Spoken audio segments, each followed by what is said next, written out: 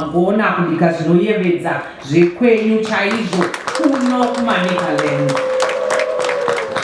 Tauya zvakare kuManicaland sekutaurwa kwazvaitwa naMinista pekutanga kuti ndekechitatu urongwa hwaFirst Lady wedu Dr. Auxilia Mnangagwa uchisvika mumakwikwi akadai epamusoro emadistrict at provincial level uchisvika kuno kechitatu.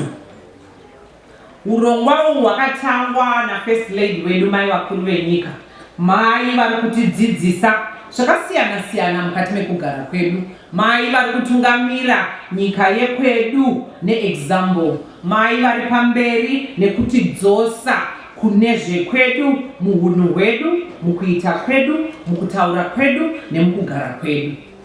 Isu muMinistry of Environment and Tourism takavati aiwa taona magadzwa chigaro kumusangano leader mukuru we-environment, secretary we-environment and tourism, nekudaro isu takukuita iwo patron we-tourism, tigokuita iwo ambassador we-wildlife, nokuti ndo zvemuministry medu havana kuramba vakabvuma, asi vakati kunge muchida kuti ndifambidzane nemi zvakanaka, garai pasi vakomana nevasikana timbotaura. Ko mungataura zvetourism sei kana musingatauri chinonzi gastronomy tourism?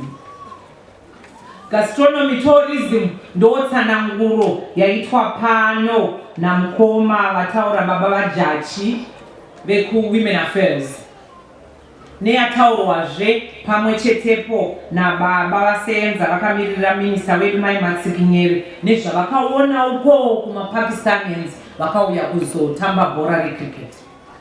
Ukanzwa munhu achiti ashanya kwei oti iye kudya kwekuno kwakanaka, kudya kwekuno ndinokuda, ndinoda kudzoka kuno nekuti ndadya zvinonaka kudarika zvekwangu, ndo inonzi gastronomy tourism, kushanyira kudya